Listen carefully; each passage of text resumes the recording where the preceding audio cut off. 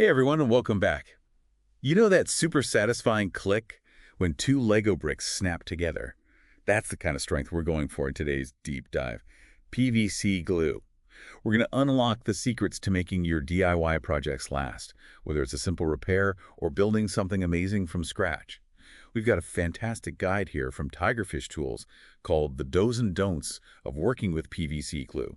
You've probably used PVC glue before, but this is about going beyond the basics. It's easy to think of glue as like just sticky stuff, Yep. but with PVC, you're actually fusing those pipes together at like a molecular level. Whoa. Yeah. Yeah, that's the key difference this article highlights, and it's what makes this type of bond so strong. Okay, so let's unpack that a little. The article mentions using specifically formulated PVC glue, so it's not just about grabbing any old tube. Right. Think of it this way. You wouldn't use wood glue on metal, would you? True. PVC glue is specially designed to basically chemically melt the PVC surfaces, Yeah. creating a weld-like bond that's as strong, if not stronger than the pipe itself. Right.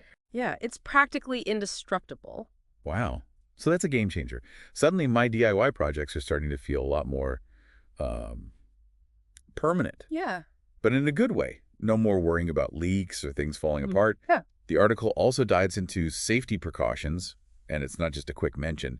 They really emphasize wearing nitrile gloves and safety goggles. And for good reason.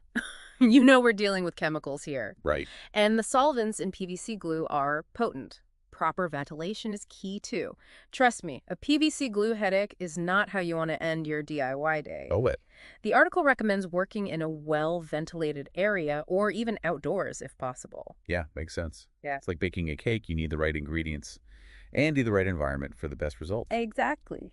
Speaking of the process, the article really stresses prepping the PVC pipe before gluing. They talk about smoothing the edges with sandpaper or a deburring tool. Yeah, smoothing might seem like a small detail, but those rough edges are like tiny weak points just waiting to, compromise your bond. It's like trying to build a castle out of puzzle pieces that don't quite fit right. Yeah. You might get it to stand, but it'll be wobbly. Exactly. A smooth, even surface ensures the glue can, work its magic, melting those edges together seamlessly.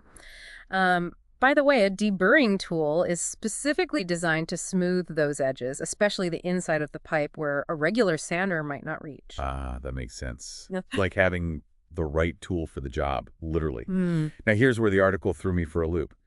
They say you have to work quickly when applying the glue, but then be super patient with the curing time. Why the rush, Andy? The wait. Well, that's where understanding the science behind it all really helps. So.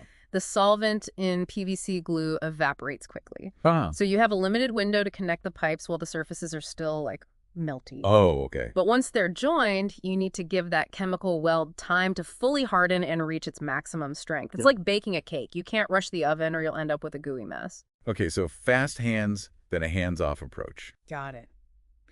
And speaking of handy tips, this article is full of them. It's like they gathered every pro tip in the book. Oh, really? What kind of, insider knowledge are we talking about? Well, for starters, they recommend leaving the lids off the primer and cement while you're working, Okay. as long as your workspace is, stable. Right. It's a small thing, but it saves so much time and fumbling. Yeah. And then there's the trick of twisting the pipe a quarter turn after you join it to the fitting. Oh, that twisting action is brilliant. It helps spread the glue evenly around the entire joint, ensuring a super strong bond. Think of it like spreading frosting on a cake. You want every inch covered for the best result. Exactly. And just like you don't want a bare patch on your cake, you don't want any weak spots in your PVC joints.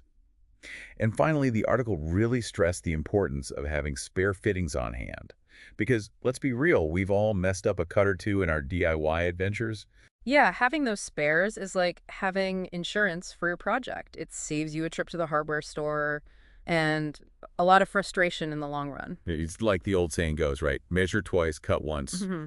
And having those spare fittings, that's like the DIY safety net, just in case. Exactly. Speaking of safety nets, this entire deep dive has really opened my eyes to the science behind PVC glue. It's not just about slapping some glue on and hoping for the best. I know, right? We've gone way beyond the basic instructions here. We've dug into the chemistry, the reasoning behind the techniques, and even those pro tips that can make all the difference. Yeah, because at the end of the day, it's about, empowering you, the listener, to tackle your PVC projects with confidence Totally. and achieve those long-lasting results. So as you gear up for your next PVC adventure, remember this deep dive is just beginning. Think about the specific requirements of your project, apply these insights, and don't be afraid to get your hands a little, well, maybe not sticky, but you get the idea. And most importantly, have fun with it. There's a real sense of satisfaction that comes from completing a, successful DIY project. Absolutely. So go forth, armed with your newfound PVC glue wisdom, and create something amazing. And hey, if you stumble upon any more pro tips along the way, be sure to share them with us. Until next time, happy crafting.